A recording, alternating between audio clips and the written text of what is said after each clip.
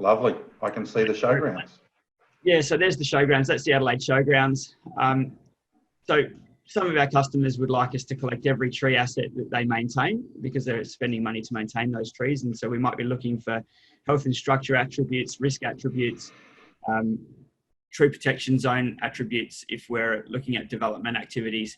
So that was the case in this particular aspect. It was not just risk attributes that we were looking for, but tree maintenance attributes. Okay. So there's 492 sites there.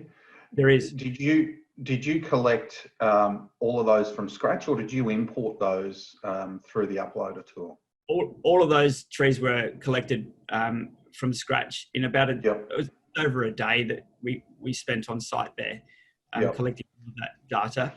And there's a range of trees that from immature specimen that have been planted maybe within 5 years to trees which have been there for, maybe 50 to 70 years or even longer in some cases. So a vast population in its diversity, but so that they realistically wanted every tree to be plotted on that site. Yeah, nice. And so you went through, plotted them all, and what did you do with the data? What was the next step there? So with that, their primary concern for the start of the project was to look at risk. I've drawn a box on the top of the table there, or the plan, where my hand is pointing now. That particular area there is Sideshow Alley for the annual show, and so the showground have a requirement to have those trees assessed annually for risk. And so they really needed us to go through and have a look at that. And from that conversation, then it got to a broader project where we looked at every tree. And as you can see on that particular plan, the view that they would see is where their risk trees are. And you can see there are 2 moderate risk trees on the site out of the whole 490 odd trees. Where are they and how do we find them? Exactly, yeah. So it's as simple as just turning off those low trees so we don't cloud the data, and they can then see the 2 yellow dots where they have a slightly elevated risk.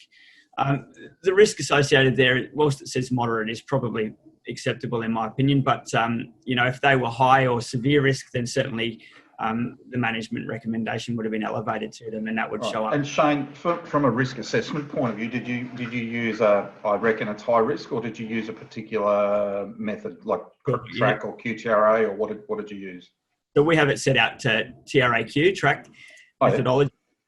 So if I just open it up there, and we can see the risk assessment there. So there's a risk assessment done. A stem, as a result of an included bark union within the primary structure, it's probably likely to happen within the time frame, a medium target frequency, and a significant consequence.